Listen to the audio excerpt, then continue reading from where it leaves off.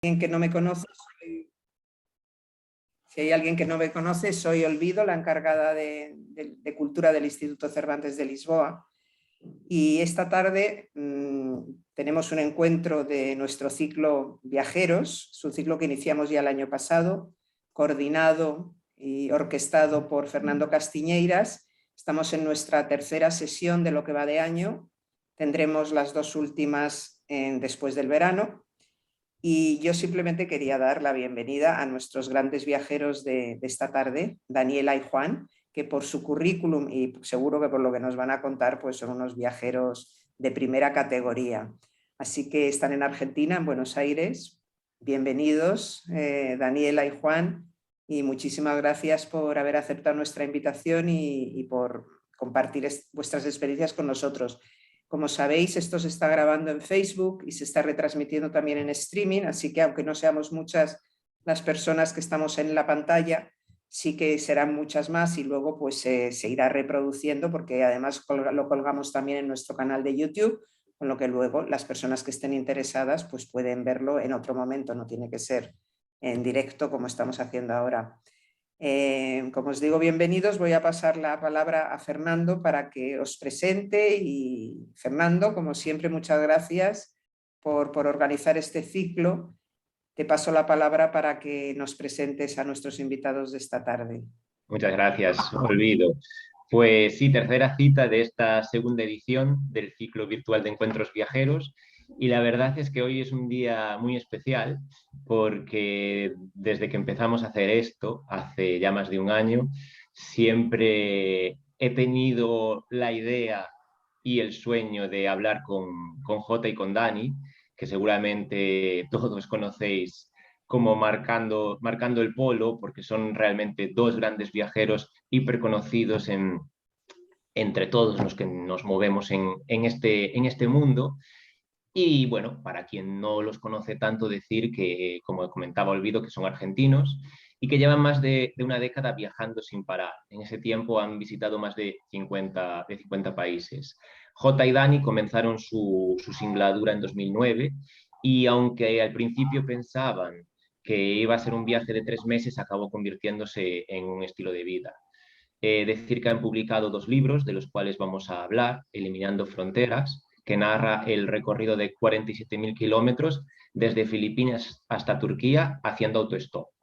Y también Un viaje interior, un manual para pasar de la motivación a la acción, dicen ellos. Es decir, para un poco dejar atrás todos esos miedos que nos impiden en ocasiones hacer un gran viaje y poder realizarlo. Estamos hoy aquí ya con Jota y Dani. Voy a dejar de hablar yo. Muy buenas tardes, chicos. ¿Qué tal estáis? Buenas tardes. Hola, ¿cómo Muchas andan? gracias por esta introducción. Hermoso, Es un lujo.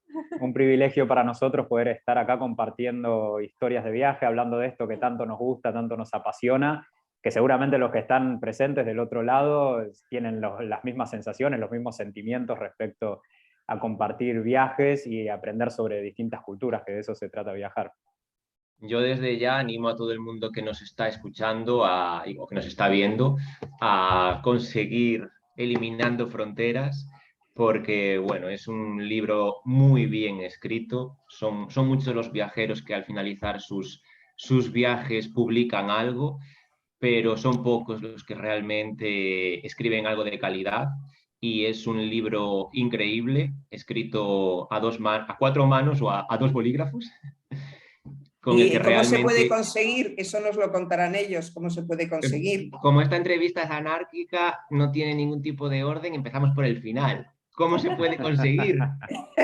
Bueno. Bien, los libros, tanto Un viaje interior, primero que nada, muchas gracias. La verdad es que pusimos cuerpo y alma en ese libro y bueno, nos encanta y nos llena de emoción que lo disfruten, que se note que fue escrito con mucha pasión, con mucha dedicación y sobre todo con mucha responsabilidad, ¿no? Porque cuando hablamos de viajes, cuando hablamos de otra cultura, eso también conlleva una responsabilidad enorme, que estamos contando sobre otros países, por supuesto con nuestra mirada.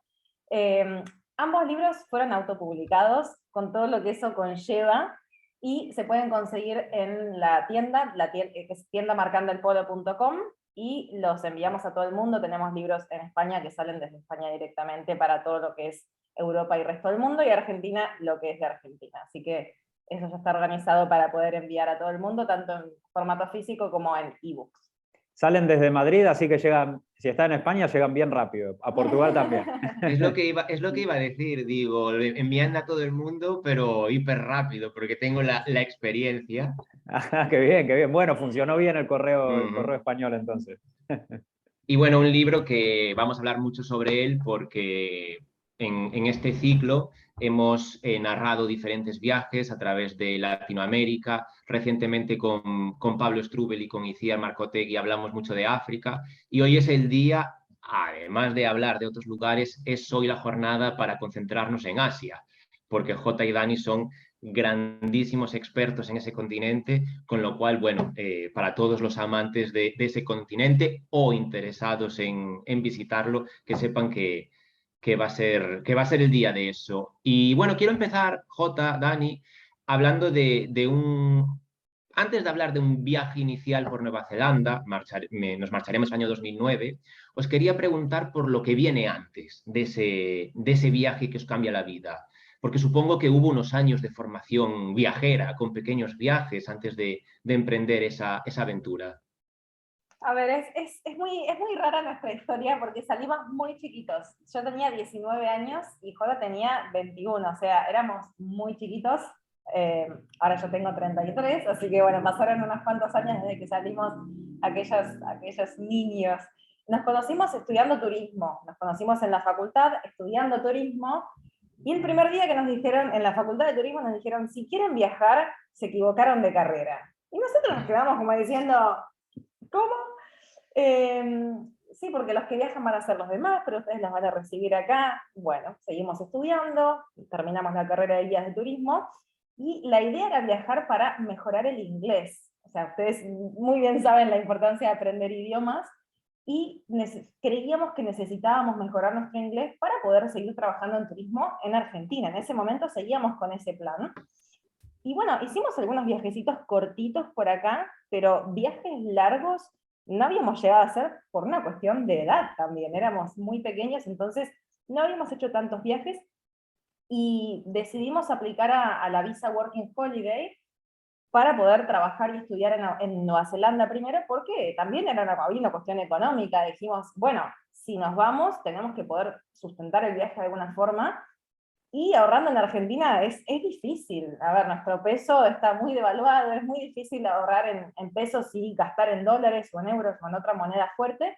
Entonces dijimos, bueno, la visa Working Holiday, que nos permite trabajar a la vez de estudiar, es ideal. Así que así es como salimos con el plan de irnos por 3 meses, y ese pasaje de vuelta a los 3 meses, que era como nuestro cable a tierra, ¿no? La seguridad de decir, bueno, si todo va mal, ya tenemos el pasaje de vuelta, aguantaremos como sea hasta el 20 de marzo, que era esta fecha del pasaje de vuelta, que bueno, nunca utilizamos, ya después hablaremos de eso, pero así es como empezamos, o sea, así es como empezó todo, porque por ahí uno dice, bueno, a veces cuando uno piensa en una vida nómada o en un gran viaje, puede resultar demasiado, ¿no? Y uno dice, bueno, ¿y ahora cómo empiezo? Bueno, así es como empezamos, con un pasito, con este viaje de 3 meses, que bueno, no sabíamos todo lo que nos estaba esperando allá afuera, del otro lado del mundo.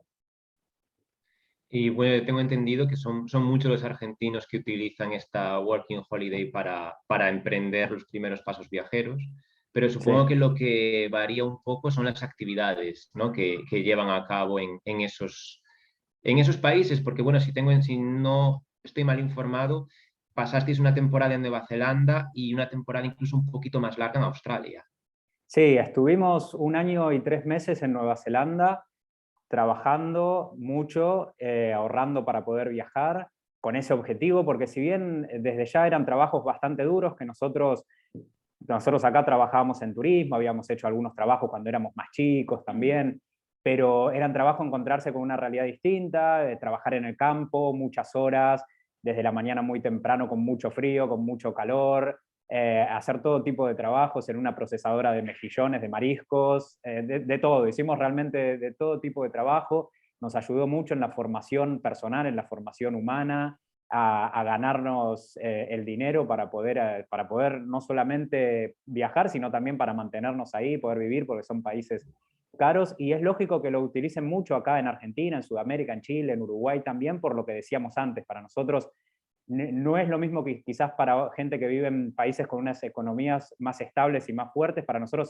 se hace muy difícil poder ahorrar, muy difícil poder viajar, entonces buscamos alternativas, y eso es lo que hace también que el argentino, que el sudamericano, el latino o gente de otros países terminan rebuscándose la vida y buscando alternativas a cosas que para otros por ahí se les da un poco más fácil, y nosotros tenemos que buscar otros caminos, buscar alternativas para hacer las cosas, y realmente nosotros con el tiempo lo terminamos agradeciendo eso, que no sea todo tan fácil, o no digo que para otras personas sea fácil, para todos tiene obviamente sus complicaciones, pero a nosotros de la parte económica se nos hace más difícil, y buscar las alternativas hace que también aprendamos desde muy chicos, muy rápidamente, a cómo hacer las cosas, no siempre por la vía supuesta y la vía lógica de cómo se tienen que hacer las cosas, sino buscar las maneras de rebuscarnos la vida. Y que no sea una traba, ¿no? Que eso no sea una traba, que decir, bueno...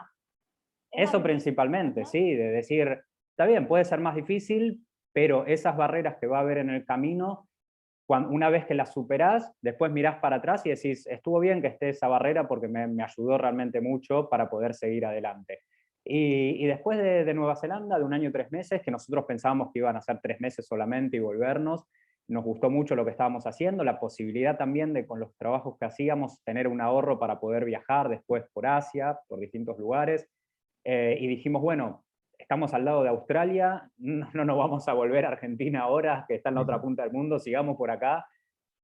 Vimos la posibilidad también de hacer este programa Working Holiday en Australia, para poder, es una visa que te permite trabajar legalmente en el país.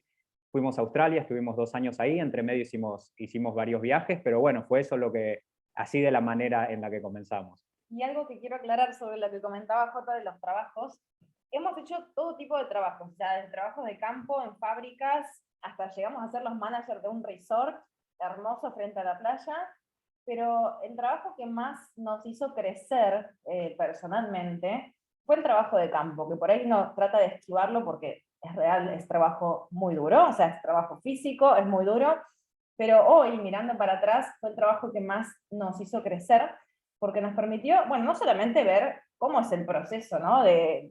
Para que llegue un plato de comida a tu mesa, todo lo que pasa por detrás, pero además nos permitió conocer un montón de gente que nos abrió la cabeza, nos abrió el mundo, y nosotros íbamos a trabajar al campo, sí, juntábamos brócolis o plantábamos lechuga, pero a la vez estábamos conociendo el mundo.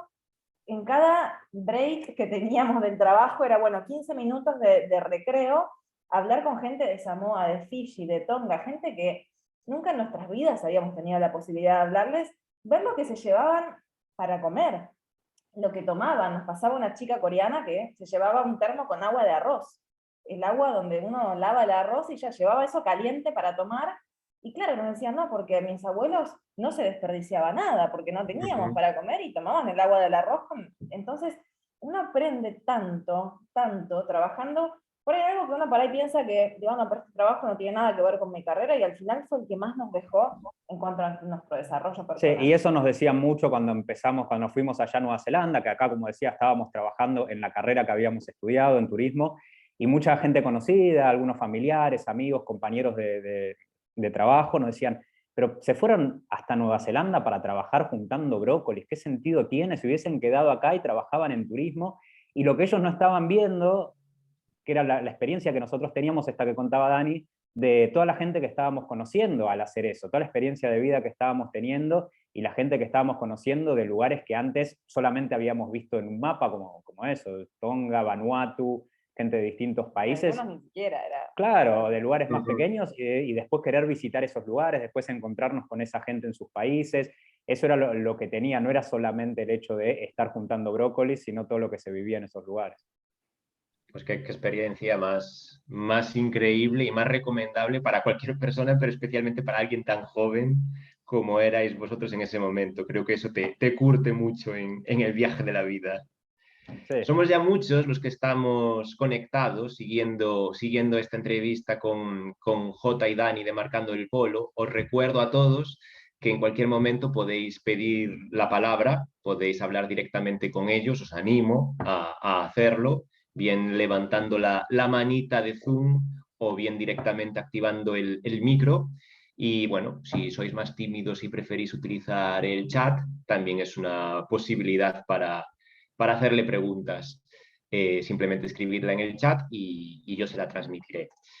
Vamos a saltar de Australia a Filipinas, año 2013, momento en el que comienza esa singladura por Asia haciendo autostop, viaje que se cuenta en Eliminando Fronteras. Me gustaría que nos contáis un poco cómo fue el recorrido y en base a qué lo fuisteis diseñando. Si era algo que ya estaba marcado previamente o si lo fuisteis creando poco a poco. Bueno, todo esto comenzó la idea de empezar este viaje y hacerlo en autostop para poder acercarnos más a la gente de cada uno de los lugares que nosotros íbamos visitando, después de un viaje que hicimos a Irán en el año 2011, creo que fue, 2010, 2011, 2011, muy cuando bien. estábamos trabajando en Australia. Justamente lo que le decíamos, conocimos unos chicos, unos compañeros de trabajo iraníes, empezamos a hablar con ellos, la pasábamos muy bien, y en un momento dijimos, tenemos que conocer este país, porque si la gente se parece un poco a estos chicos que trabajan con nosotros, va a ser alucinante.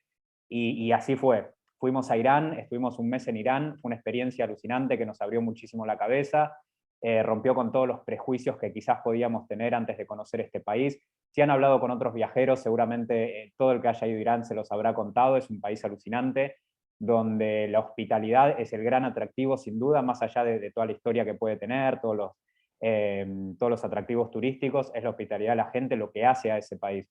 Y después de esa experiencia tan inspiradora para nosotros, dijimos, tenemos que conocer más lugares, tenemos que empezar a escribir también, porque obviamente cuando dijimos que íbamos a viajar a Irán, nuestra familia, gente cercana que nos quiere mucho y que nos quería proteger, nos decía que estábamos completamente locos por ir a un lugar así. Y fue completamente lo contrario, entonces queríamos empezar a contar esto y empezar a experimentarlo también en más lugares que quizás tienen una mala prensa completamente inventada, o a veces no inventada, sino exagerada por lo poco que se muestra de esos lugares, que es lo que llama la atención. Uno cuando ve las noticias, lo que más va a llamar la atención de un lugar no es la hospitalidad de la gente, sino cuando pasa algo que a nosotros dice, pero esta gente está toda loca, son todos terroristas. Entonces, eso es lo que más vende, lo más fácil de que la gente consuma, entonces eso es lo que se muestra de estos lugares. Y queríamos experimentar ese cambio drástico de la información que uno quizás recibe en la prensa masiva a lo que pasa cuando uno está en el lugar experimentándolo, viviéndolo, en muchos más lugares. Entonces dijimos, ¿por qué no hacemos un viaje por Asia, un viaje más grande, ya que estamos acá? Nosotros ya habíamos hecho algunos viajes por Asia desde que estábamos en Nueva Zelanda y en Australia, y nos había encantado la cultura, todos estos choques culturales muy fuertes que uno tiene cuando experimenta cosas tan distintas a lo que uno está acostumbrado.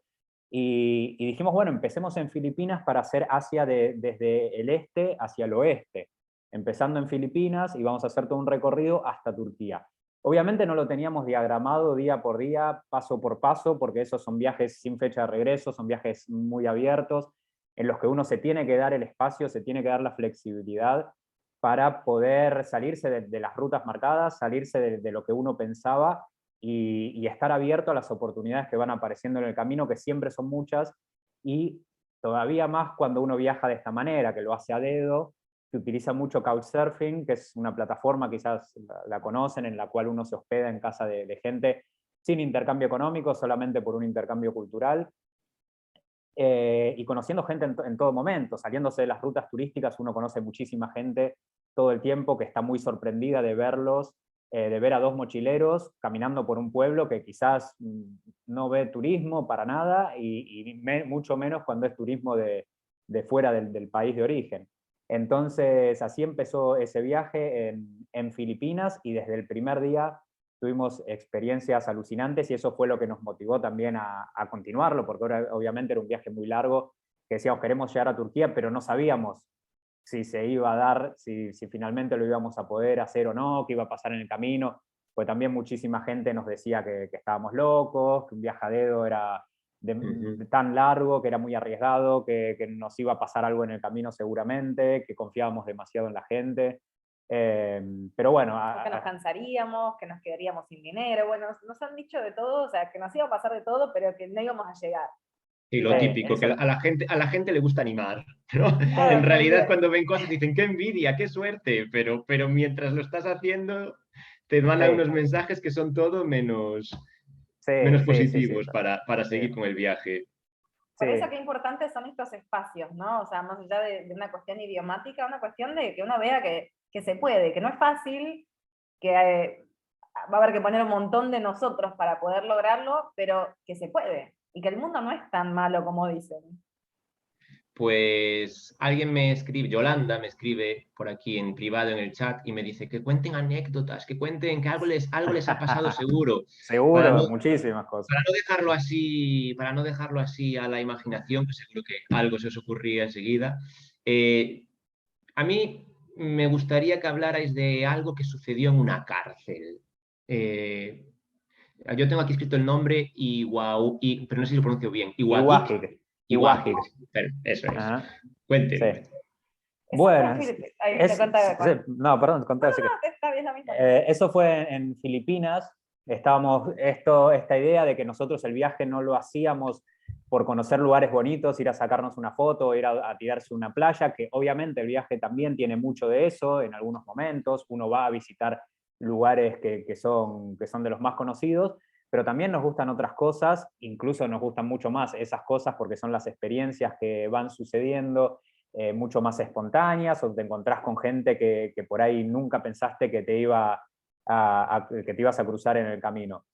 Y conocimos por medio de un chico que nos estaba alojando por Couchsurfing también, que era militar, un chico encantador que nos recomendó la mejor playa que hemos visto en nuestras vidas también, aparte de otras cosas, y nos habló de una cárcel que estaba cerca de donde él vivía, y una cárcel que tenía un modelo muy distinto a otras cárceles convencionales, en los cuales los presos de mínima seguridad no vivían en cárceles, no vivían adentro de celdas con barrotes, sino que era una comunidad completamente abierta, no había rejas en esa cárcel.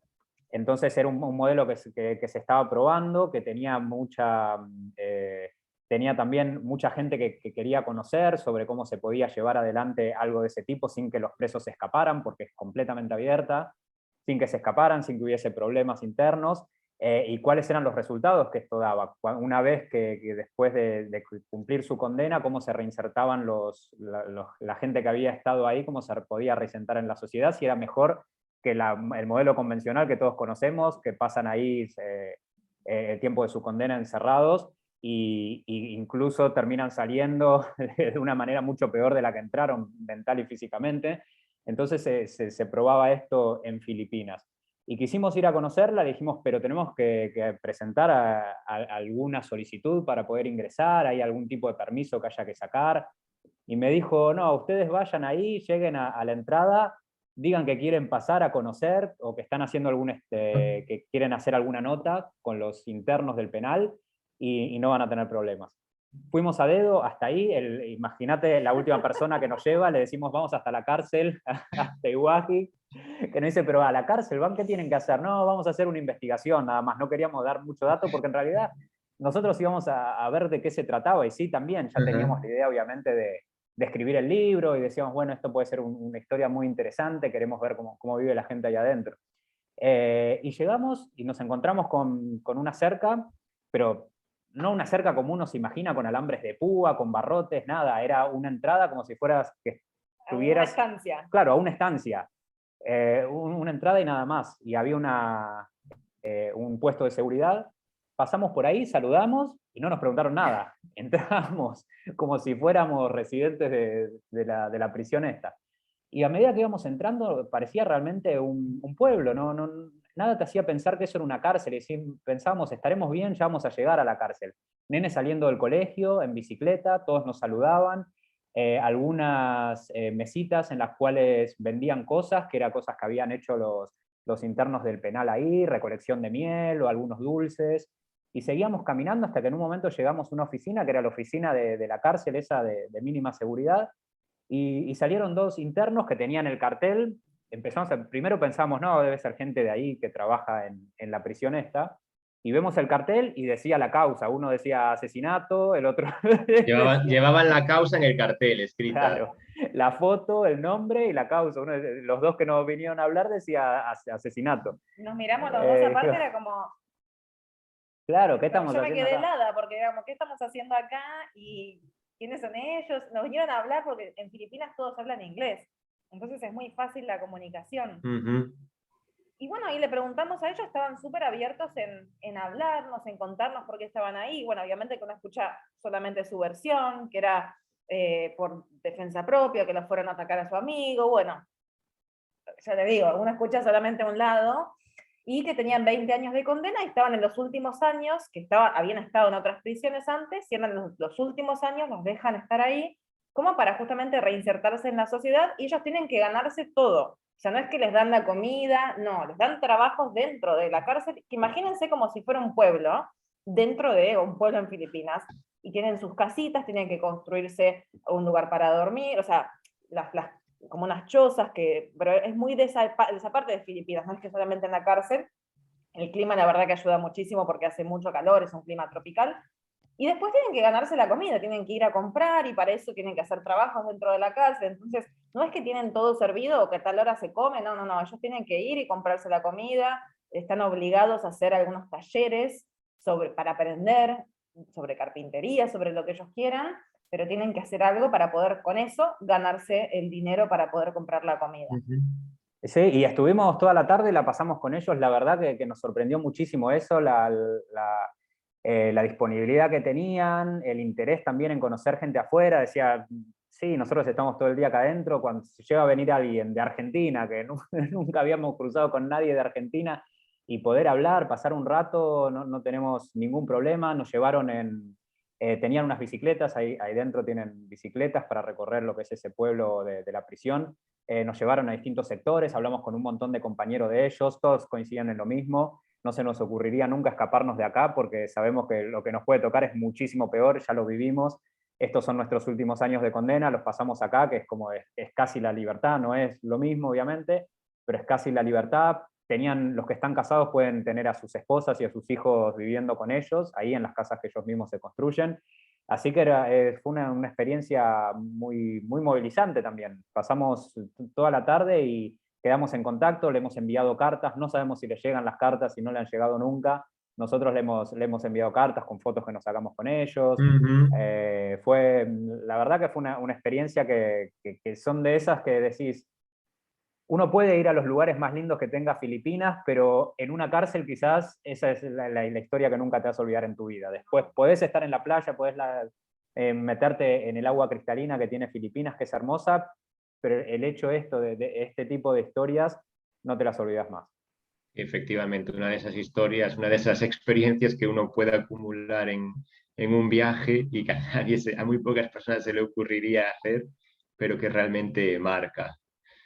Sobre Siguiente, todo ver también, perdón, algo relacionado con por esto, favor. y que tiene mucho que ver con el viaje en general, que a veces uno puede estar de acuerdo o no con lo que ve, y va a pasar muchísimo en el viaje, ¿no? Porque uno por ahí dice, bueno, pero no se merecen, no deberían estar en una cárcel abierta, deberían estar...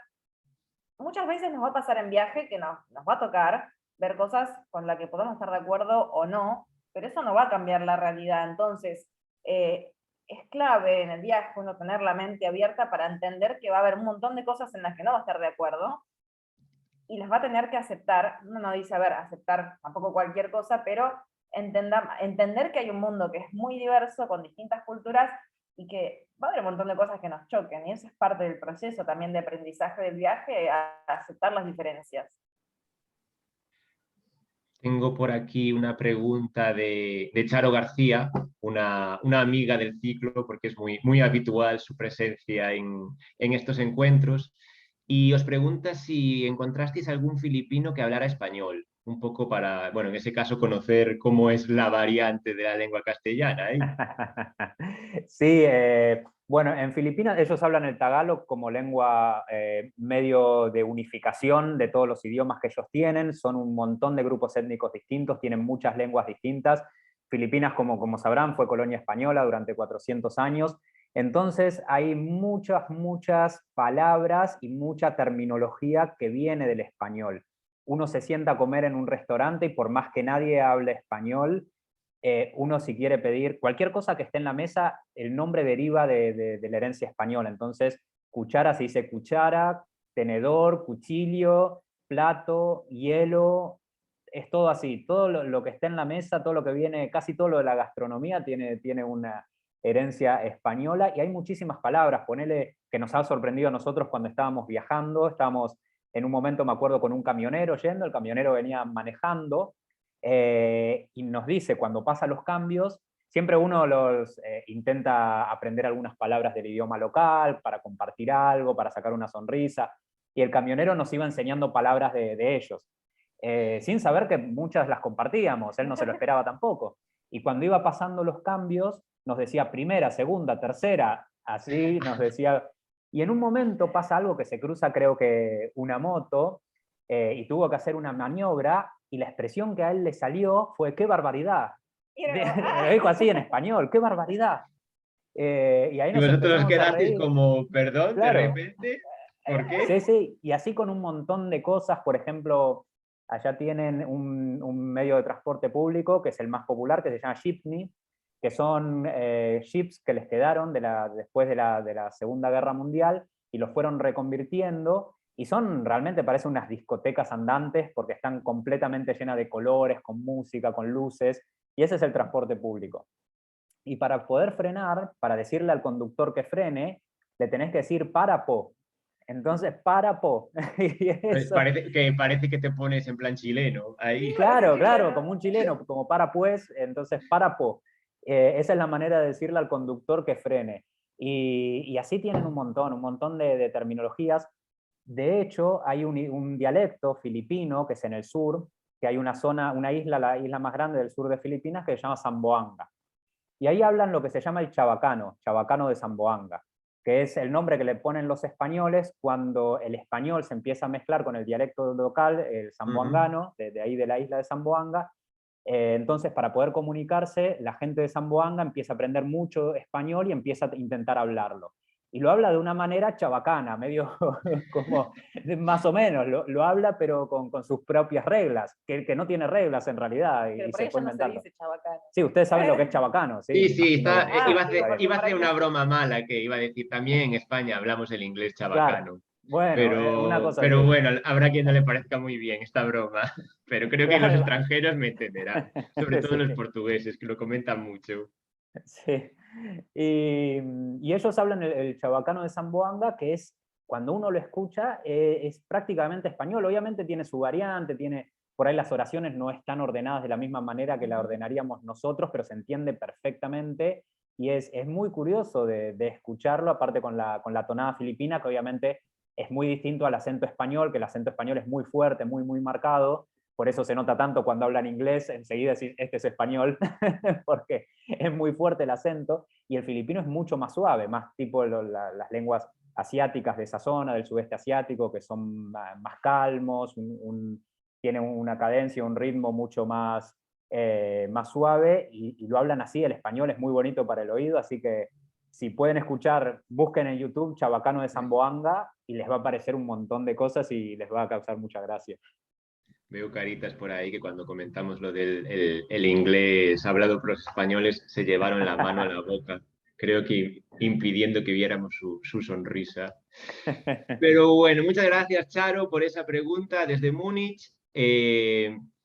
Dice que muy interesante, os da las gracias y bueno, a todos los demás que seguimos creciendo en este ratito charlando con Marcando el Polo, recordad que podéis pedir la palabra o escribir las preguntas en el chat cuando queráis. Ahora que hablabas de... Ah, espera, voy a hacer una pregunta, estoy viendo que no sea nada al privado porque veo directamente, hola Fer, pero creo que sí. Me voy de viaje el viernes, por la primera vez en solitario. Mi sentido de la orientación es prácticamente inexistente. Tengo un miedo increíble a perderme. ¿Cómo lo supero? Bueno, creo que esto nos va muy bien para tratar también ese libro de un viaje interior, porque aquí os están haciendo una pregunta muy relacionada con esos miedos, ¿no? A ver, los miedos siempre van a estar. Uno no se puede pretender tener todas las respuestas o todos los miedos resueltos antes de salir a la ruta. nosotros tenemos una certeza, que es que todo de alguna forma se soluciona, y si te perdés, te encontrarás, o te encontrarán y te orientarán. Eso no te preocupes, porque, a ver, también el viaje nos hace aprender un montón de cosas, o desarrollar ciertos instintos que por ahí tenemos. Yo, por ejemplo, a mí me encanta orientarme, me encanta buscar, tengo mucha memoria visual, entonces trato de ubicar los lugares, y son prácticas que podés ir incorporando en tu viaje. Entonces llegás a una ciudad nueva, siempre buscar algún punto de referencia en donde estés alojado o alojada, entonces decir, bueno, estoy cerca de una avenida, estoy cerca de este monumento, entonces sabes que cualquier cosa que pase, te perdés, preguntás por ese monumento que todos van a conocer. Piensen que nosotros, cuando hicimos este viaje de a dedo, no estaban todavía tan populares los smartphones, no viajamos teníamos un teléfono, pero no teníamos datos móviles, o sea, viajamos sin GPS, sin nada, y eso te hace estar más alerta y sobre todo estudiar la ruta. Más allá de ubicarse en cada ciudad, te hace entender la geografía de cada lugar. Lo que hacíamos nosotros, que nos servía muchísimo, era, bueno, la noche anterior a salir a la ruta, era la tarea del día, era buscar si teníamos internet en el alojamiento o en la casa de Couchsurfing, estudiar el Google Maps, buscar, bueno, tenemos que ir de tal punto a tal punto, bueno, ¿cuáles son los pueblos intermedios? Porque claro, te frena alguien y seguramente no vaya hasta el otro destino, pero sí por ahí va a otro pueblo de camino. Entonces, eso nos hizo estudiar no solamente los pueblos intermedios, sino estudiar la geografía, porque no es lo mismo una ruta en medio del desierto, que hay que ir con más preparación, agua, comida, carpa, siempre por las dudas, para tener un lugar donde dormir, por si nos quedamos varados, o sea, no es una salida improvisada, o si va a ser un lugar que está lleno de ciudades, bueno, seguramente va a ser más lento, porque van a frenar o van a ir a puntos más intermedios. Si es una zona montañosa, vamos a demorar más.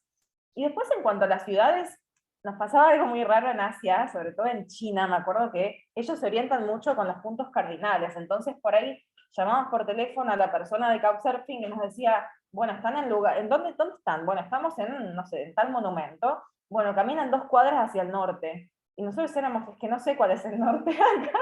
Entonces era como, y para ellos es lo más común.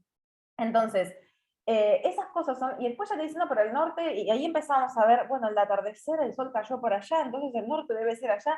Pero bueno, son cosas que uno va desarrollando en viaje, así que no sea un miedo que te frene, vas a desarrollar esta habilidad, que va a ser una habilidad que vas a incorporar para toda tu vida, esto de la orientación, estar alerta, recordar cosas, y sobre todo estudiar el mapa, tratando de no usar Google Maps, ¿no? Porque ahora con Google Maps es muy fácil, pero vas a ver que hay un montón de formas de ubicarte que no dependan de un GPS, que el GPS sea tu interior.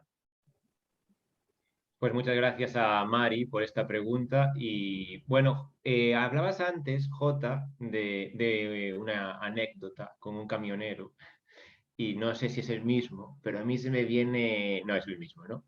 No. Se me viene a la cabeza. Vamos a hablar un poco de hacer autostop, que siempre es un tema jugoso, y sobre anécdotas que os han pasado en esa actividad. Creo que algo con un camionero juguetón, cariñoso excesivamente contigo, ¿no? Sí, sí, sí, sí, no es el mismo, no es ¿Cómo el lo dices? camionero. Sí, sí. Sí, el camionero mimoso, sí. No, no es el mismo de Filipinas, esto fue en Indonesia. Estábamos yendo a un pueblo donde nos estaban esperando también por Couchsurfing, y ya era el último tramo. Cuando nos frena este camionero, iba al mismo lugar que nosotros íbamos, al mismo destino. Nos subimos. Por lo general, una de las medidas de precaución que nosotros solemos tener es que yo me siento al lado de, cuando son camiones, yo me siento al lado del conductor y Dani se sienta del lado de la puerta. Por las dudas, ¿no? No sabemos quién es como les digo, toda la gente que nos frenó, el 99.9% de las personas lo han hecho con la mejor voluntad y han sido personas espectaculares. Pero nunca sabés quién puede ser el camionero que está manejando en ese momento. También, bueno, igual después lo contamos si quieren, pero tenemos como algunas técnicas para Sí. saber cuándo bajarnos o qué código decir, bueno, nos bajamos. O sea, eso ha Sí. sucedido, ¿no? Momentos en los cuales uno Una vez, dice, Sí, una no. vez, 2, 3, No, creo, y pero... lo que ha sucedido en algunas ocasiones que nos hemos bajado no es porque desconfiáramos de la persona que estaba al volante, sino porque se quedaban dormidos. Con los camioneros esto pasa bastante. Entonces lo veíamos que se estaba quedando dormido, hacíamos todo lo posible para despertarlo, le hablábamos, por eso siempre intentamos aprender palabras en el idioma local, nos llevábamos también un glosario de palabras en ese idioma para sacarle conversación. Siempre algo de comida chiquita para ir convidándole muchas veces, no sé, pasas de uva, cositas chiquitas, porque si no le daba una vez y ya está, entonces le seguíamos dando. Caramelo, cosas así para tratar de despertarlo, pero había momentos en los que poníamos realmente nuestra integridad en riesgo, porque veíamos que se dormía, que se iba para el costado, que después volvía y decíamos, vamos a terminar mal, con toda la pena que nos daba dejarlo al camionero solo, que sabíamos que incluso iba a ser todavía peor para él seguir solo, pero teníamos también que cuidarnos nosotros, y por eso en algunos casos nos hemos bajado de vehículos que nos estaban llevando porque se quedaban dormidos. En este caso no se estaba quedando dormido, todo lo contrario, estaba muy atento el camionero indonesio, y yo lo tenía cerca, y él buscaba cualquier excusa para tocarme la pierna. Yo estaba, claro, el camión no era tan grande, entonces mi pierna estaba bastante cerca a la de él, y él con su mano me iba tocando la pierna. O sea, pasaba un cambio y de repente se iba la mano. Claro, pasaba el cambio y ya que estaba me tocaba la pierna. Y yo lo miro como, ¿qué estás haciendo? ¿Qué querés? Y me dice, no, te estás quedando dormido, era su excusa. Y como que me tocaba la pierna para despertarme. Y yo le digo, no me estoy quedando dormido para nada, menos con tu mano tocándome la pierna de un camionero con una mano que era como mi cabeza, más o menos, era una cosa enorme. De ninguna manera me estoy quedando dormido, no te preocupes que no me voy a dormir. Pasaba un rato, otra vez me tocaba y cada vez me tocaba más arriba, y yo en un momento le dije, bueno, basta, ya está, le saqué la mano, y me miró como sorprendido, como, ¿qué pasa? No pasa nada. Y yo le dije, bueno, ya está, agarrá el volante, concentrate en concentrate en la ruta, porque vamos a terminar mal. Ahí no nos bajamos, ya nos quedaba poco, ya estábamos llegando, dije, bueno, capaz hizo su intento, porque hemos escuchado muchas historias también de viajeros solos, hombres, en los cuales conductores le han hecho así algunas indirectas o directas totalmente, de si querían tener algo más, porque tienen muchas veces un prejuicio también, una imagen muy distorsionada de lo que es Occidente, de lo que es la apertura sexual en Occidente. Entonces creen que quizás uno tiene total apertura y cualquier cosa que relacionada a lo sexual va a estar interesado en llevarlo a cabo. Entonces pasa mucho eso. Tanto con las mujeres como con los hombres también. A mí me ha sorprendido, pero nos lo contaban muchísimos viajeros hombres. Yo lo experimenté estando con ella al lado, no es que estaba yo solo y quizás el camionero dice, bueno, estás viajando solo y se sube a cualquier vehículo, quizás le interesa tener una fantasía, una aventura. Estando con mi pareja al lado, igual lo intentaban. Después el camionero me pidió las zapatillas también, quizás era fetichista de los pies, quería mis zapatillas, me las pidió si se las podía regalar, le dije que era un regalo de un amigo, y listo, y nos bajamos y no pasó nada, no pasó más que eso.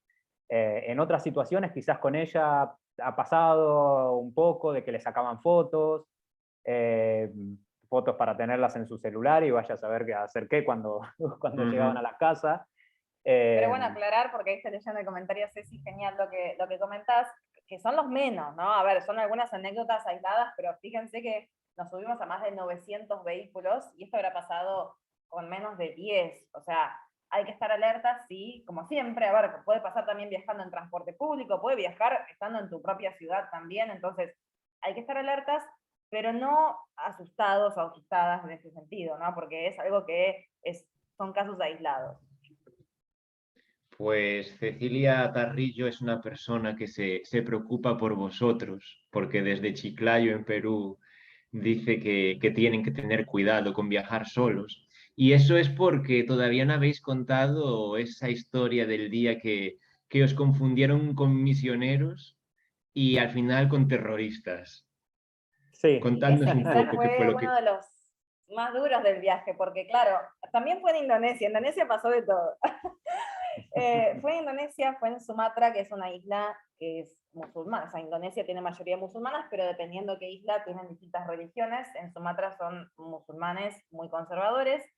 Y estábamos viajando a dedo, claro, viajando a dedo uno para en pueblos, lo que decía J antes, para en pueblos que no están acostumbrados a ver extranjeros porque no van. Entonces bajamos en ese pueblo, había justo mucha gente, era horario de salida escolar, bueno, había mucha gente en la calle, Y claro, era muy difícil pararnos a hacer dedo, a hacer autostop, porque la gente se amontonaba a nuestro alrededor a ver quiénes éramos, qué hacíamos, por qué estábamos ahí.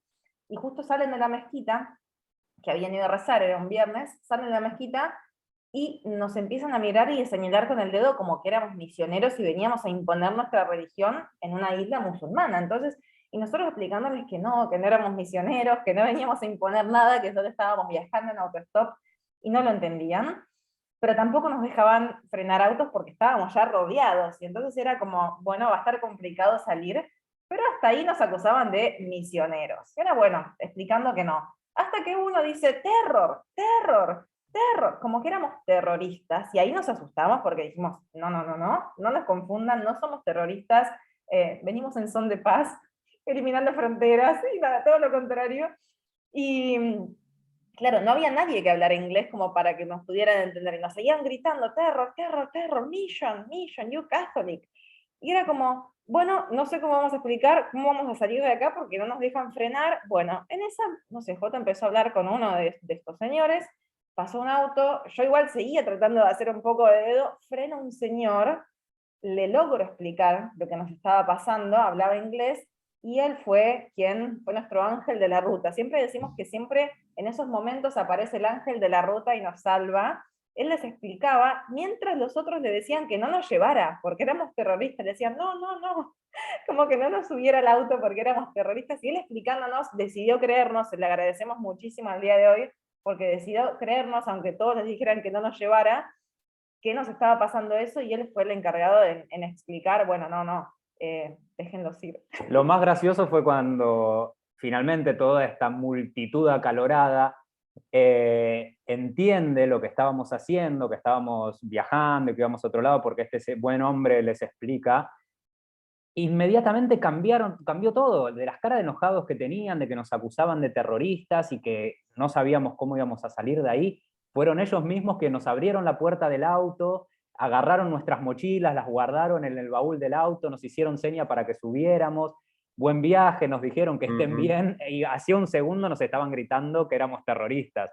Eso es lo que tiene a veces cuando uno no puede comunicarse. A uno le encantaría poder hablar los idiomas de cada uno de los países que uno transita, pero eso es imposible. Entonces, por más que aprendas algunas palabras y todo, nosotros habíamos aprendido bastante de indonesio, igualmente siempre va a haber estas barreras idiomáticas, estos problemas de comunicación. Ahora es un poco más fácil porque quizás lo buscas, lo traducís con un traductor online, con un traductor en el teléfono, y si lo podés mostrar, explicar un poco. Pero en ese momento era más difícil, intentamos explicarlo, pero era muy difícil. Han habido situaciones así de este tipo, de problemas de comunicación, pero bueno, como decíamos, siempre hemos salido airosos de estas situaciones, y siempre ha aparecido, lo que creemos es que no es casualidad que siempre aparezca una persona buena, una persona que te ayuda, que hace que puedas seguir adelante con el viaje, y explicarle a los demás qué era lo que estaba pasando. Y el aprendizaje también de cómo se siente la gente que es acusada injustamente, que era uno de los motores de este viaje, ¿no? De eliminar estos preconceptos que se tienen sobre ciertos países por la mala prensa. Entonces, ahí ponernos del otro lado y decir, bueno, ellos se sienten así cuando están acusados injustamente, sin poder explicar que nada que ver lo que les están acusando. Entonces está bueno como cambiar el rol y entender, ¿no? Ponerse en la piel de la persona que sufre de los prejuicios que se crean injustamente. Estoy seguro de que podríamos seguir hasta el final hablando de estas maravillosas historias, anécdotas que dan lugar o que llevan de la mano aprendizajes, pero me gustará también más adelante hablar de otros proyectos personales que tenéis. Así que voy a aprovechar una pregunta de Sevi desde Alemania, en la cual os pregunta cuáles son los países que visitasteis en Asia. Y bueno, antes comentabais que la idea era llegar a Turquía. Comentadnos, ¿lo conseguisteis? ¿Llegasteis a Turquía haciendo autostop? ¿Cómo fue la ruta, resumiéndola un poco? Bueno, a grandes rasgos sí, llegamos a Turquía, acá estamos, pudimos completar el proyecto, Pero no estamos en Turquía ahora. No, ahora estamos en Buenos Aires, pero pudimos completar el llegamos proyecto. a Turquía y vivos, porque acá estamos. Sí. Y después seguimos, llegamos a Turquía y después seguimos. Ese proyecto fue un viaje de 3 años, en el cual, obviamente, uno si piensa en un recorrido desde Filipinas hasta Turquía, podría hacerlo en muchísimo menos tiempo, pero no era nuestra intención por todos estos desvíos que van apareciendo en el camino que les comentábamos, y porque también uno se va cansando, va viajando cada vez más lento. Nosotros trabajamos en el camino, no es que solamente estábamos viajando, sino que ahí ya estábamos marcando el polo con el blog, entonces necesitábamos más tiempo, pasar más tiempo en cada uno de los lugares, y eso es también lo que disfrutábamos, por ahí una ciudad que nos gustaba, poder pasar 1 o 2 meses quietos ahí, después seguir el viaje sin ningún tipo de apuros. Entonces, por eso es que fueron este viaje un total de 3 años. Empezamos en Filipinas, y si quieren que cuente todo el recorrido, más o menos todos los países que hicimos, ¿sí? Esa Bueno, creo que es la idea de la pregunta, de bueno, seguir, sí. de Filipinas fuimos a Indonesia. Todo esto completamente a dedo, ¿eh? Solamente de Filipinas a Indonesia sí que es un tramo que no se puede hacer dedo, salvo que hagas dedo a un barco. Ahí sí tuvimos que volar, pero después todo lo que son tramos terrestres los hemos hecho absolutamente a dedo, y en algunos casos en barco cuando no se podía. A Indonesia, recorrimos Indonesia. Después de Indonesia fuimos a Singapur, de Singapur a Malasia, Tailandia, Laos, Vietnam, Myanmar, Laos, Vietnam, Camboya, China. Después de China fuimos a Taiwán.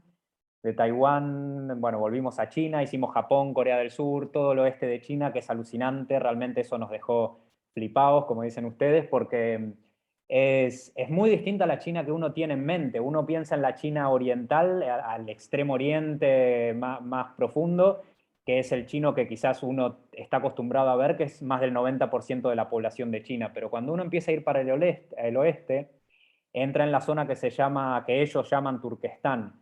Y el Turquestán es completamente distinto a la otra China porque es étnicamente turca, se llaman uigur, que es una minoría étnica dentro de China, que el idioma que ellos hablan es de raíces turcas. Entonces, físicamente son mucho más parecidos a nosotros, son como una mezcla quizás entre los mongoles y los turcos, entonces es algo alucinante. Dejás de comer arroz y empezás a comer pan. Empezás a un idioma que por ahí es más fácil aprenderlo y decir algunas palabras. La gente es muy, muy distinta, así que toda esa zona de China a nosotros nos dejó muy marcados, nos gustó muchísimo. También por el hecho de que son muy discriminados dentro de China, por la mayoría, obviamente no por todos, pero a nivel oficial, nivel de gobierno, son muy, muy discriminados. Hay muchos problemas que tienen por esto Étnicos. los uigur, por problemas étnicos. Así que esa zona de China siempre la recomendamos, nos gustó mucho. Y después de ahí entramos a lo que es Asia Central, que son todos los Stan, Kazajistán, Kirguistán, Tayikistán, Uzbekistán. Quisimos ir a Turkmenistán, que era el último de estos Stan que nos faltaba, pero nos negaron la visa. Es un país muy hermético, muy cerrado, muy desconfiado de la influencia extranjera. No les interesa tener turismo como viajeros como lo somos nosotros, sino solamente gente que vaya en un tour organizado. Aplicamos para una visa de tránsito, que es así hay, para pasar por el país y te dan 3-4 días, pero nos la negaron todas las veces que lo aplicamos. Seguramente al ver nuestro pasaporte, ver por todos los lugares que habíamos estado, dijeron, no, estos no los queremos, que no vengan. Así que Que algo traman, ¿no? Tanto claro, movimiento bueno no es. esto no es bueno, pueden ser espías, esto es demasiado raro, ¿para qué quieren venir a Turkmenistán y por qué estaban en Uzbekistán? Esto no es normal. Y lo peor es que nosotros, nuestro plan, y que ya estaba todo organizado con gente de ahí, era ir a Afganistán desde Turkmenistán. Entonces, cuando vieron que íbamos después de ahí a Afganistán, habrán dicho, no, esto no nos gusta nada, y nos negaron la visa 2 veces. No pudimos ir a Turkmenistán. Así que seguimos por Irán. Hay que recalcular. Ahí es cuando dije, Claro. bueno, ahora tengo que recalcular el viaje y ver cómo seguir. Bueno, volvimos a No, Kazajistán y cruzamos. Claro, cruzamos en el mar barco. Caspio en barco, fuimos a Azerbaiyán, de Azerbaiyán a Irán, después volvimos a entrar a los países del Cáucaso, a Armenia y Georgia, que también súper recomendable de esa zona del mundo, es alucinante. Georgia es un país que nos encantó, la verdad que no teníamos tantas expectativas puestas, como mucha gente que dice Georgia, pero ahí qué hay, nunca lo escuché, a nivel turístico no es muy conocido, pero es un lugar que es hermoso, la verdad que nosotros lo recomendamos muchísimo. Y después de Georgia, sí, ahí ya entramos a Turquía, y Chipre, también fuimos a Chipre, Desde Turquía, desde sí. Turquía, volvimos a Turquía, y seguimos viajando. Bueno, como decía, todo esto absolutamente a dedo, países en los que ha costado mucho más hacer dedo, países en los que era muy, muy fácil. Turquía es uno de los casos en los cuales nos poníamos al costado de la ruta, al costado de la carretera, levantábamos el pulgar, hacíamos una seña, el primer, segundo, tercer auto que pasaba frenaba. Así también en Corea del Sur, en Taiwán, en Tailandia, en Malasia, absolutamente recomendable y fácil de hacer dedo. Y después en otros, bueno, sí, un poco más difícil, quizás en Irán lo que tenía que era muy fácil conseguir que alguien frenara el vehículo y que te llevara, pero muy difícil bajarse del vehículo, muy difícil. Se ponían en rol paternal, maternal, y no querían que dejarnos ahí al costado de la carretera cuando ellos iban a seguir viaje. Ustedes acá no se pueden bajar, que quién más los va a frenar. Y mirá, le digo, vengo desde Filipinas, ya van no sé cuántos miles de kilómetros y llegué hasta casi que voy a poder seguir. No hay manera. Y les explicamos, ustedes frenaron. Bueno, como ustedes frenaron, otro va a frenar. Pero no había manera, era muy difícil y nos perjudicaba mucho porque en vez de dejarnos en lugares convenientes, como una estación de servicio, no sé si le dicen gasolinera, dejarnos en esos lugares que eran más fáciles al costado de la carretera, por ahí nos llevaban hasta el medio de la ciudad a la terminal de autobuses y nos querían pagar el ticket de autobús y le decíamos, no es que no tenemos dinero para hacerlo, es que estamos viajando así, es un proyecto, y ¿cómo lo explicás todo eso? Era muy difícil, por más que le mostráramos un mapa, teníamos escrito en farsi, en persa, toda la explicación, y le mostrábamos recortes de notas de periódicos en los que habíamos salido, que ya a esa altura ya eran varios, en distintos países nos habían hecho notas, y salíamos en los periódicos y les mostrábamos, pero no confiaban en que sus propios compatriotas fueran tan hospitalarios como ellos mismos, así que no nos dejaban bajar y nos querían pagar los taxis, nunca lo hemos aceptado, le insistíamos que no, pero ellos realmente son así, los iraníes, y eso era lo más complicado de viajar a dedo en Irán. Pues todas estas historias en Eliminando Fronteras, un libro que podéis conseguir en www.marcandoelpolo.com, un proyecto del cual vamos a hablar en breve. Nos queda todavía media hora de charla, así que todas las preguntas que estén por realizar del público que tenemos aquí son bienvenidas. Y Cari Ruiz os pregunta cuál es el destino favorito de Asia al que volveríais 1000 veces. Yo sé que esta es una pregunta difícil siempre para un viajero elegir un lugar predilecto, pero nos debemos a nuestro público, así que ahí va la pregunta. Es muy difícil elegir, a ver, si tenemos que elegir creo que solo uno, es muy difícil, pero Malasia, a ver, un ranking si no, no podía elegir uno. Eso está Malasia muy bien. creo que está ahí entre el top, porque, a ver, se tienen que dar varios factores, ¿no? Para elegirlo, como para que esté en el ranking. Tiene que ser, nos tenemos que sentir cómodos, tiene que haber rica comida, es clave para nosotros que haya rica comida, si hay rica comida todo va bien.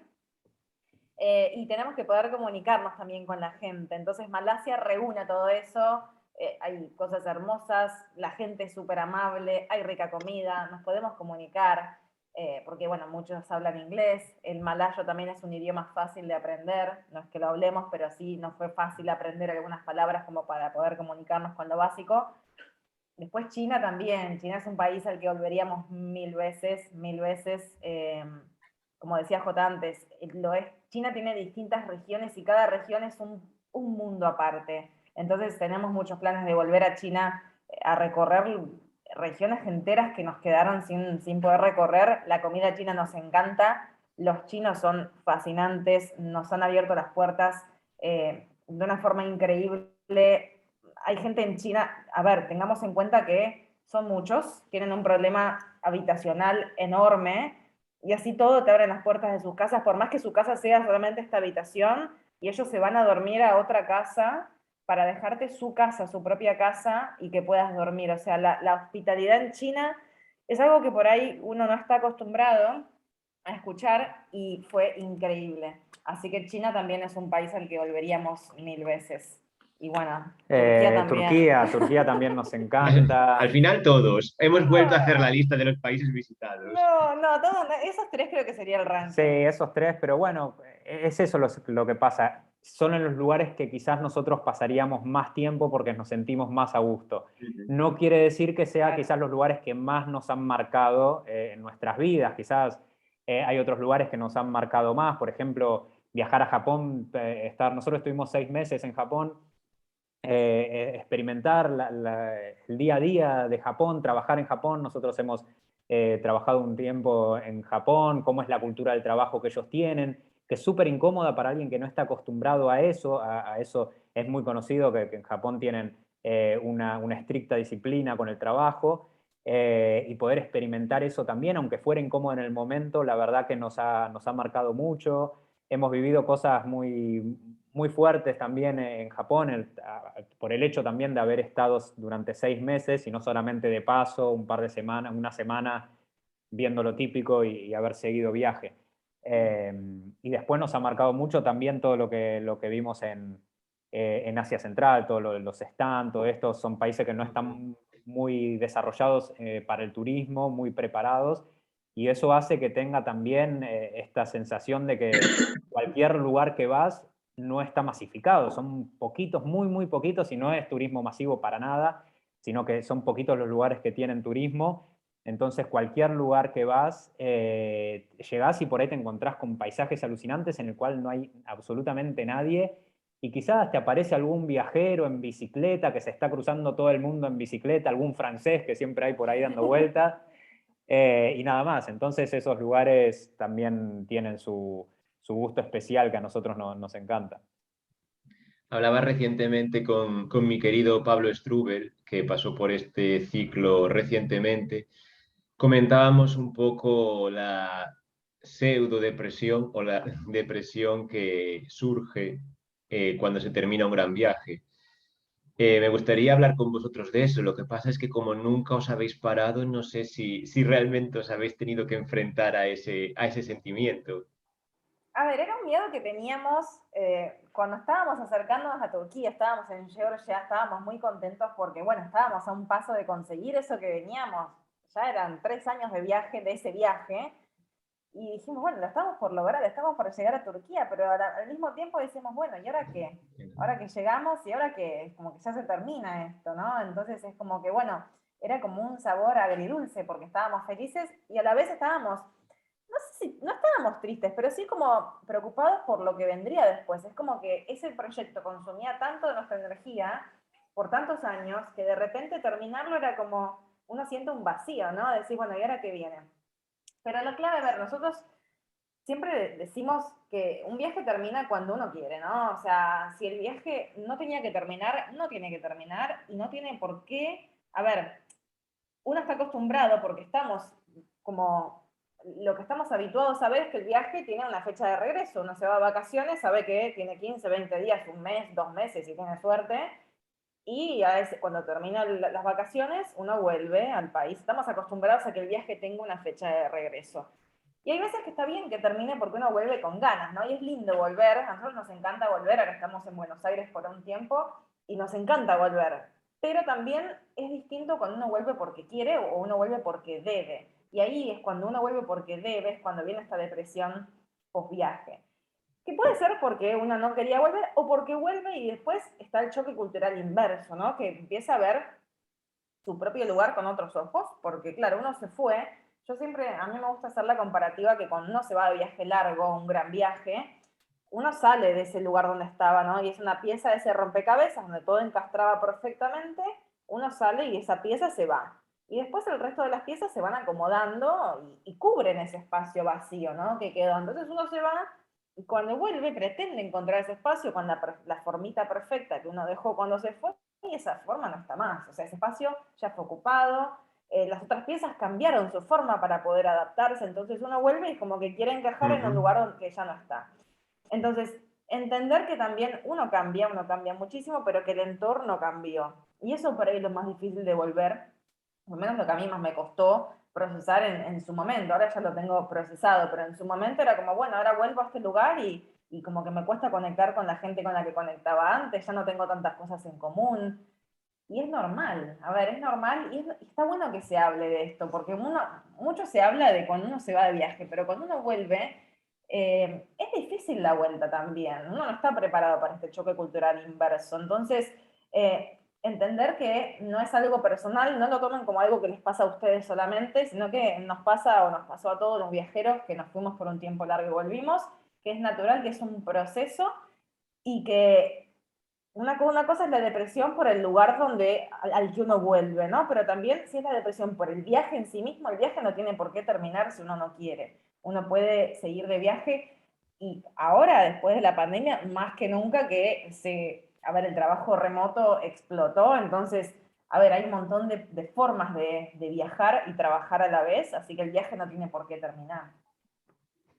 Y ahora que comentabas eso de que hay diferentes tipos de tristeza, se me viene a la cabeza una frase que escribís y es la que dice, viajar es encariñarse y despedirse para siempre, demasiado seguido.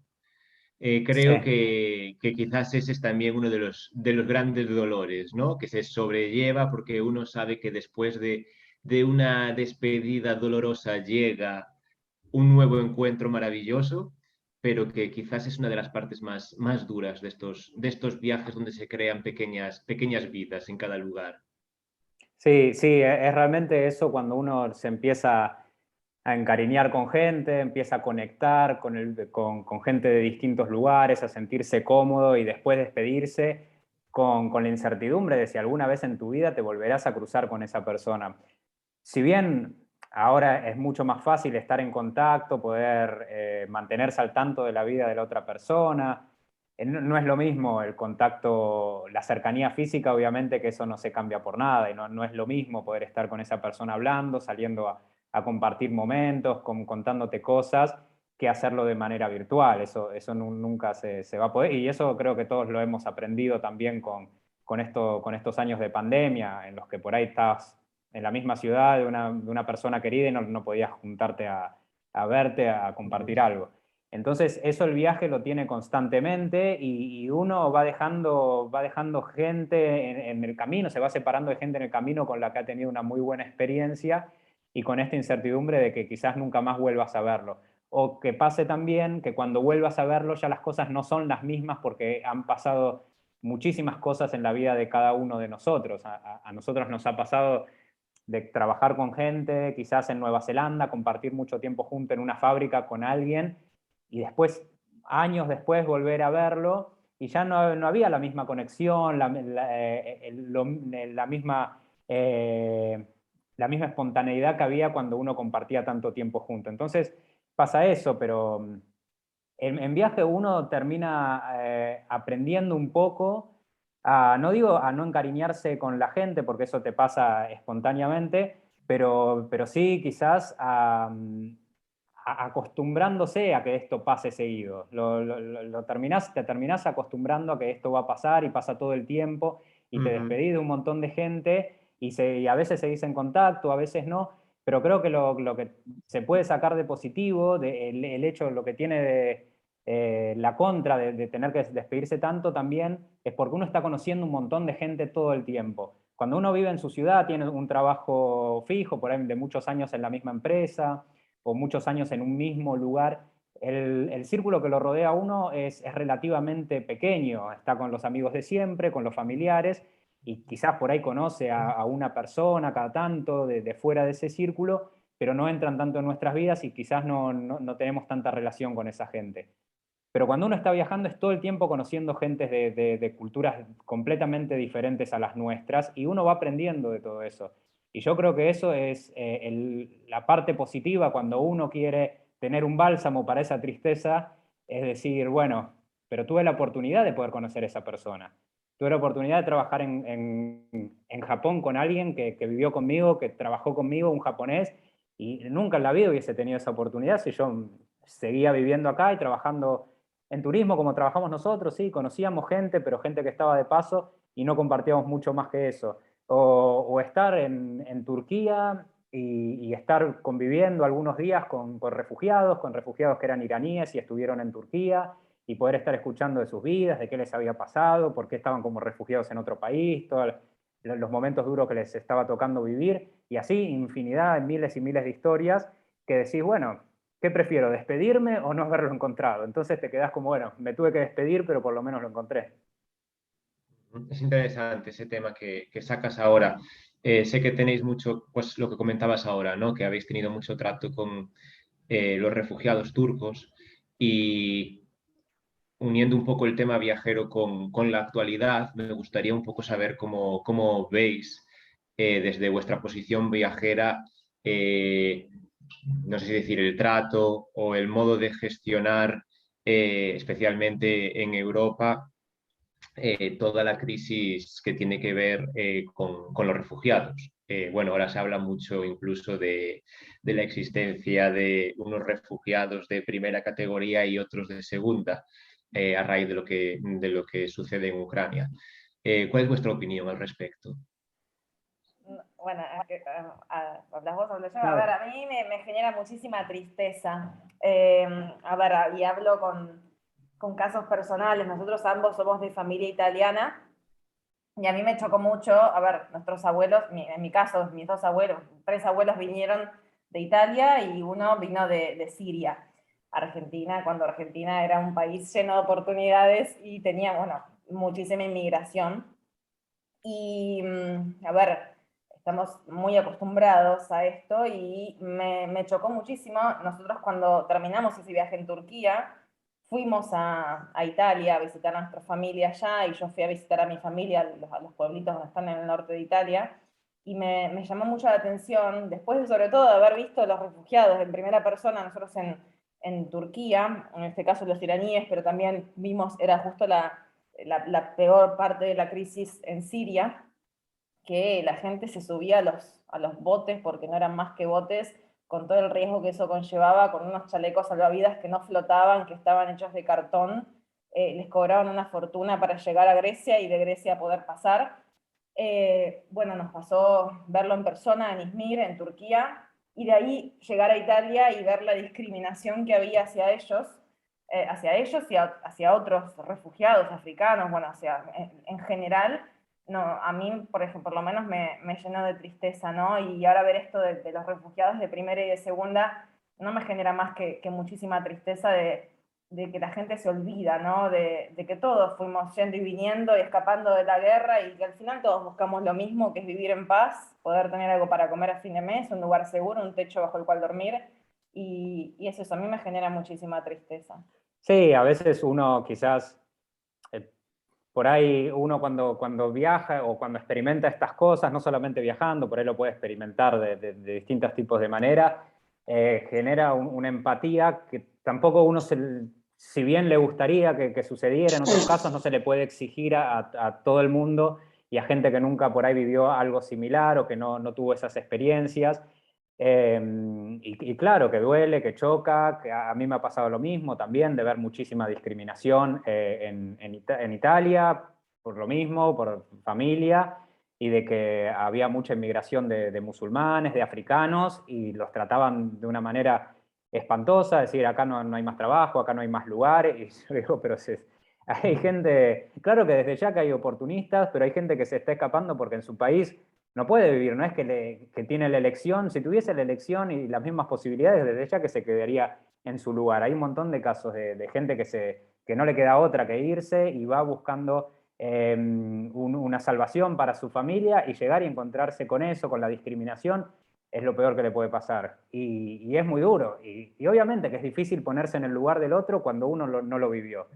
Es muy difícil decir, bueno, ponete en el lugar de un refugiado, pero si vos nunca te faltó un techo, nunca te tuviste que ir ni siquiera de tu ciudad, es difícil entender lo que está transitando la otra persona y lo más fácil es obviamente el miedo, el pánico a lo desconocido, decir, no, estos vienen de afuera, son peligrosos, los musulmanes son peligrosos, los africanos vienen a robar o lo que sea que se le puede ocurrir a una persona porque nunca vio otra cosa que su pueblo, que su ciudad, y nunca estuvo en contacto con musulmanes o con africanos para haberle cambiado la cabeza, para haber escuchado otras opiniones y otras realidades.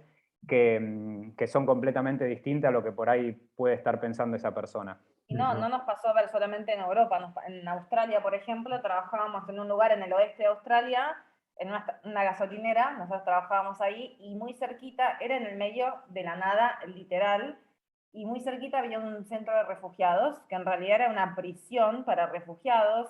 A ver, Australia tiene esta política bueno, no es que solamente Australia, pero la técnica para poder escaparse, muchos barcos salían de Indonesia, por ejemplo, era llegar como podían, con ese barco precario, llegar a aguas australianas, y ahí los agarraban, los llevaban a esta prisión, porque no era más que una prisión, un centro de refugiados, estaban un mínimo de 6 meses ahí hasta que podían tramitar una visa de refugiados, salían del centro y ahí es cuando empezaban su nueva vida y bueno, después el proceso para traer a la familia.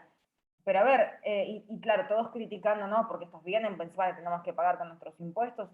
A ver, nadie elige ir a una cárcel porque voluntariamente ellos ya sabían, no es que había alguna chance de que los encontraran en aguas, no, lo que ellos buscaban era que alguien los encontrara y los llevara hasta tierra firme. Entonces llegaban como podían, en balsas a veces, o sea, a llegar como podían a que los viera alguien y que los llevara a la cárcel. Y para ellos llegar a la cárcel era llegar a un lugar seguro. O sea, imagínense si eso era un lugar seguro, entonces nadie elige subirse ese barco, que encima lo pagaban carísimo, salía más o menos, no me acuerdo ni cuánto, pero era los ahorros de toda su vida, más los de toda su familia, porque apostamos por esta persona que nos va a sacar de acá, y nadie elige eso. Entonces, a veces es eso que duele, ¿no? Escuchar ciertos comentarios o ver ese racismo cuando la otra persona nunca le faltó nada. Sí, muchas veces también es esto, el miedo a lo desconocido, quizás trayéndolo un poco a la actualidad, un ucraniano quizás para la gente, porque estamos hablando de Europa, dicen, bueno, son europeos, le tienen más confianza que a un musulmán que decís, y viste las cosas que pasan en esos países, por la información que recibimos, viste que siempre 2 por 3 hay algún atentado, son peligrosos, mejor que no vengan. Entonces está eso también. Sí, la verdad que es muy duro, y a veces uno empieza a pensar y dice, cuando está viajando lo notás muchísimo, decís, ¿cómo puede ser que en los lugares donde tienen un mayor poder adquisitivo sean muchísimo más individualistas que en los lugares que quizás tienen muchísimo menos y te abren las puertas y te dan todo lo que tienen, lo que no tienen, no ni siquiera lo que les sobra, sino todo lo que tienen? Siendo que tienen muy poco, pero también hay una realidad de que han vivido historias distintas cada una de las personas. Esta gente que quizás viven en lugares donde tienen un poder adquisitivo muchísimo menor, se han criado compartiendo todo. Desde chicos han crecido en un lugar donde vivía un montón de gente, en un mismo espacio muy pequeño, y tenían que compartir todo, y tenían que vivir así, no les queda otra manera. Y en cambio, gente que por ahí nació y se crió en otro lugar, donde tenían posibilidades económicas muy tranquilizadoras, y han vivido en una casa muy grande, cada uno con su habitación, quizás 2, 3 personas en una casa enorme, y por el otro lado tenés 15, 20 personas en una habitación, en una casa muy chiquitita. Entonces, claro que por el otro lado se entiende también de que unos compartan todo lo que tienen porque han crecido así, y los otros sean mucho más individualistas porque han crecido así también. Y a veces hay que entender quizás un poco lo que hay detrás de escena, la historia que ha vivido cada uno, para entender las actitudes que se dan, que obviamente uno no las quiere, nadie quisiera que se le cerrara las puertas a nadie, pero a veces hay que entender por qué también pasan estas cosas. Bueno, pues como entramos en los últimos minutos de esta magnífica charla, me gustaría tratar un poco sobre el proyecto Marcando el Polo. Últimamente hablo con muchos viajeros que me cuentan que sus viajes o que su estilo de vida viajero ha perdido un poco la esencia por tener que estar demasiado conectados a las redes sociales. Tener que publicar, hacer las típicas cosas que hay que hacer en redes sociales. Vosotros sois inmensamente conocidos, el nombre Marcando el Polo se te viene a la cabeza en cuanto piensas en viajeros que también crean contenido para redes sociales, que tienen una página web. Hablándonos un poco sobre esos proyectos que tenéis, pero también que si creéis que ha traído algún aspecto negativo a la rutina de viaje que queréis llevar o solo le veis los puntos positivos. A ver, hay que buscar el equilibrio, ¿no? Las redes sociales son maravillosas si uno las usa en su justa medida. Como comentábamos antes, nuestros 2 libros son autopublicados y no los podríamos haber hecho de esa forma si no hubiese sido por las redes sociales. Entonces, les debemos un montón a las redes. El primer libro fue solamente con Facebook, el segundo ya teníamos Instagram. Todo el viaje que comentamos antes de Filipinas a Turquía fue solamente con Facebook, que publicábamos cuando podíamos, no es que teníamos Instagram, no había stories, no había nada de eso, como les dije, no teníamos ni siquiera un smartphone. Entonces, es verdad que cambió mucho la forma de viajar para mucha gente con el tema de las redes, que no quiere ir al lugar de instagramiable, quiere la foto linda, pero, a ver, la esencia del viaje no cambia, depende y para quién, ¿no? Para nosotros no cambió la esencia del viaje, no estamos, si se fijan nuestro Instagram, tenemos una irregularidad para publicar, por ahí 2 meses no publicamos nada, en un mes tenemos más tiempo, publicamos, no estamos atados al Instagram porque si no, no se puede, o sea, no, tiene una vida, un trabajo, una familia, amigos, o sea, no se puede todo. Entonces, creo que, a ver, no hay una fórmula mágica, pero la clave es no ser esclavo de las redes sociales, porque al final uno no viaja para las redes sociales. Entonces, es como, bueno, sí publicamos, sí le damos importancia a las redes, porque justamente tienden redes, son un puente, ¿no?, entre un montón de gente, y gracias a eso pudimos autopublicar los libros, inspiramos a un montón de gente a viajar, y eso la verdad que es muy, muy reconfortante, eso te inspira a, bueno, seguir compartiéndolo, ¿no? Cuando llegan mensajes de gente que se animó a viajar porque vio un posteo, porque nos vino siguiendo, entonces eso es muy reconfortante también, y es el lado más lindo de las redes sociales. El lado feo es cuando cambia la esencia del viaje, ¿no? Y ahí es cuando no hay que dejarse manejar por las redes y sí lograr ese equilibrio en cuanto a viajes, trabajo y redes sociales. Pero para mí son súper positivas porque, bueno, nos permiten, nos conocimos por redes sociales, nos permiten conectar con un montón de gente que está en la misma o que quiere viajar, que tiene los valores similares, entonces para mí es como un gran sí en su justa medida. No sé si querés agregar algo de eso. Y tenéis también un podcast En que proyecto, a mí sí. me encanta, ¿no? Os quería preguntar, en alguna ocasión he comentado con vosotros que me fascina el hecho de que tratéis sobre países que en principio turísticamente son menos conocidos, ¿no? Tengo un alumno de Brunei que un día alucinaba con que hablaseis sobre su país. ¿Cómo surge la idea de crear este podcast y cómo lo podemos escuchar? Claro. Bien, el podcast, y antes, perdón que me quedó colgado, no te respondí cómo surge el tema de Marcando el Polo. A ver, primero surge con la idea de compartir lo que estábamos viviendo. Nos sentíamos muy egoístas si nos lo guardábamos para nosotros solos. Dijimos, bueno, al principio empezábamos a mandar por mensaje privado, nos escribían, tengo un amigo que quiere viajar, ¿le puedes decir? Bueno, eran mensajes privados que eran así de largos y dijimos, así que compartirlo para más gente. Ahí primero surge el blog marcandoelpolo.com. Después, bueno, teníamos nuestra página de Facebook, después surgió Instagram y después buscábamos la forma de conectar más con la gente y también poder explayarnos más. Y ahí surgió el tema del podcast que se llama Viaje al Planeta Tierra, que se puede escuchar en Spotify, en Google Podcast y en Apple Podcast también, Sí, o en marcandoelpolo.com. Si no usan ninguna de las plataformas para escuchar, lo pueden escuchar en marcandoelpolo.com, en la parte de podcast, ahí están colgados también los sí, podcasts. y realmente es otra manera, es muy gratificante también, porque nosotros decimos, la persona quizás, el público que está en redes sociales puede ser muy distinto al público que está escuchando un podcast y muchísimo más al que por ahí se sienta a leer un libro. Es distinto el tiempo que cada uno le dedica a eso. Quizás en redes sociales estás mirando 10.000 cosas a la vez, corto un momento de atención, pero cuando alguien se sienta a leer un libro es porque está dedicándole plena atención a eso y quiere saber más sobre lo que uno tiene para contar. Y con el podcast pasa mucho eso también, de gente que quizás sale a hacer ejercicio, que está cocinando o que está trabajando y tiene ese momento y quiere escuchar historias. Y nos ha pasado de cosas, la verdad que son hermosas y que hacen que uno quiera seguir haciéndolo y compartiendo las experiencias que por ahí uno vivió en todo este tiempo, de que nos mandan videos de trabajando por ahí. Una chica, me acuerdo una vez, en una en una panadería en Dinamarca y nos dice, miren lo que se escucha acá en Dinamarca, y mientras ella horneaba panes, estaba escuchando Viaje al planeta Tierra de fondo. O gente que está en la ruta manejando, va en un viaje, estoy de road trip y voy escuchando Viaje al planeta Tierra. Bueno, así nos llegan muchos mensajes por privados de gente que nos comparte todas esa conexión que tiene con lo que nosotros compartimos, y eso es lo que hace en definitiva que nosotros querramos seguir haciéndolo.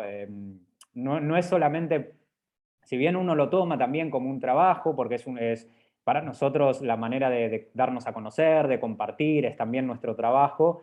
No es solamente eso, porque si fuera solamente un trabajo que uno lo hace porque lo tiene que hacer, lo hubiese quizás abandonado muchísimo tiempo antes, pero son cuando uno empieza a recibir los mensajes de la gente y cómo lo que uno contó le afectó a esa persona, lo que hace que te den ganas de continuar. Y la idea de hablar sobre países poco conocidos, sobre todo en español, ¿no? Que si bien ahora hay un poco más de información, es lo que nos apasiona de esos países, esos puntos blancos en el mapa que uno por ahí no sabe que está ahí en el mapa y no sabe qué es lo que hay detrás. Entonces la idea es ponerles caras, ponerles colores, olores a esos puntos en el mapa, y que no sean un punto en el mapa, sino que sepan qué es lo que hay, por ejemplo, en Brunei, en ese caso que hablábamos de Brunei. Y además de de poder leeros en papel o escucharos a través de estas grabaciones fantásticas, me he enterado recientemente de que audiovisualmente os podemos ver también en los autobuses de Buenos Aires.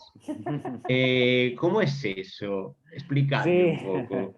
bueno, acá en Buenos Aires hay varias líneas de autobuses que tienen un televisor y que pasan contenido como para hacer más ameno el viaje a la gente. Y uno de esos tienen distintas secciones de noticias, secciones del Deporte. clima, deportes, y una de las secciones es de viajes. Y en la sección de viajes estamos nosotros también contando, es otro formato, contando experiencias o recomendaciones a la gente para viajar, todo muy... Son videitos de 2 minutos. Son videos Ujú. cortos en los que hacemos recomendaciones de viajes o contamos algo, pero también es muy divertido y muy gracioso por ahí subirse al autobús y verte a uno mismo ahí, y nos Me lo sacamos fotos creo. cuando nos vemos ahí, por ahí la gente se da vuelta y dice, son los de Muy la bien. pantalla.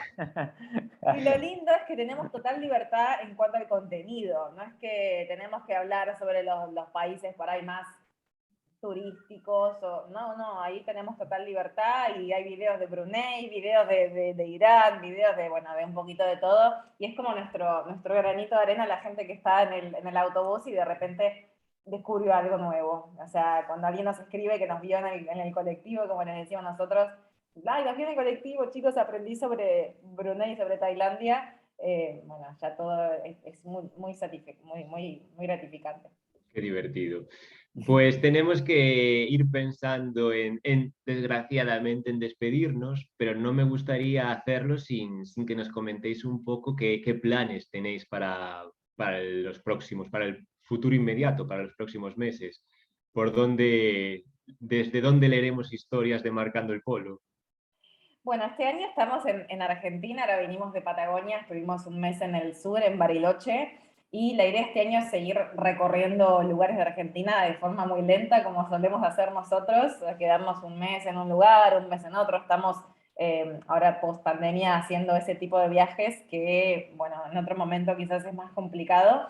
Y la idea es el año que viene ya arrancar para Asia nuevamente. Asia nos llama y tenemos grandes proyectos de escritura, se vienen cosas muy lindas relacionadas con el sudeste asiático, así que el año que viene, si la situación mundial nos lo permite, salir para Asia nuevamente. Sí, y que muchas veces nos dicen, pero si ya conocen Asia, ¿cuántas veces van a ir a Asia? ¿Por qué sí? Y eso es lo que pasa muchas veces cuando uno viaja, que cuanto más conoce, más se da cuenta de lo que desconoce.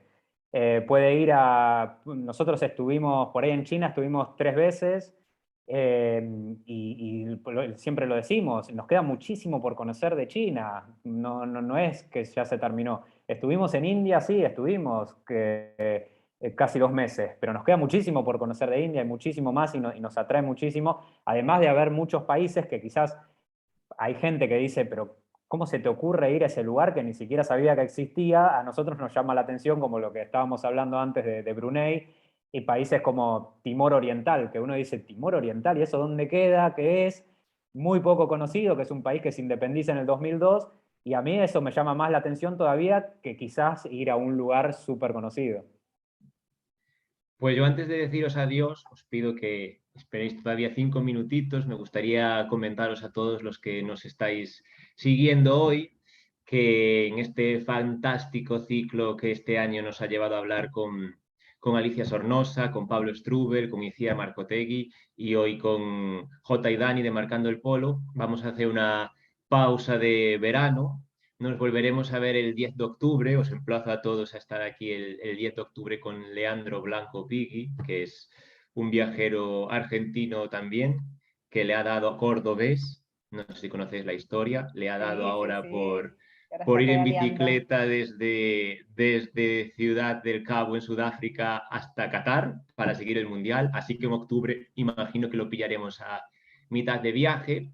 Y el 14 de noviembre nos iremos de viaje con mi querido Fernando Pinto, un hombre que ha dedicado su vida a la aviación y que además de el último invitado de este segundo ciclo, es también un amigo de estas reuniones porque veo su carita aquí, como siempre, fielmente. Buenas tardes, Fernando. Me gustaría saludarte y presentarte a nuestro público porque vamos a tener el placer de poder hablar contigo el 14 de noviembre.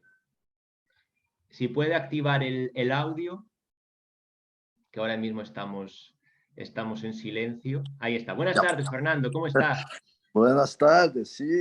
Estoy bien. Un placer oírte y oír también a Jota y Dani. Muy interesante. Son viajes muy diferentes de las que hago yo, porque se quedan 3 años fuera. Yo me quedaba 3 días. Entonces, es algo que me gusta muchísimo oír. Es una experiencia muy interesante, muy interesante. Me gustó muchísimo todo que oí. Muchas gracias, Fernando. Gracias. Pequeños viajes, pero increíbles. Doy fe porque tengo la fortuna de poder charlar con él a menudo, expresidente de Varig, expresidente de TAP. Estará con nosotros en noviembre charlando de aviación y de una vida dedicada a los viajes. J. Dani, muchísimas gracias, ha sido un gustazo. Ojalá que fueran otra vez las 6 de la tarde en Lisboa para empezar a charlar de nuevo, pero desgraciadamente lo tenemos que dejar aquí. Bueno, muchísimas gracias a ustedes, es un honor poder estar acá presentes, así que muchas gracias por la invitación, por las preguntas, a toda la gente que se fue sumando para acá por Facebook, la que los verá después grabado, así que bueno, gracias por la atención, por el interés, y bueno, a ir a por el mundo. Muchas gracias, y si alguien por ahí gracias a ustedes. Si alguien se quedó quizás con alguna pregunta que nos ha querido hacer y por ahí no hubo tiempo, sepan que nos pueden escribir sin ningún problema. Nos escriben a Marcando el Polo en Instagram, ahí nos pueden encontrar y seguimos hablando, así que...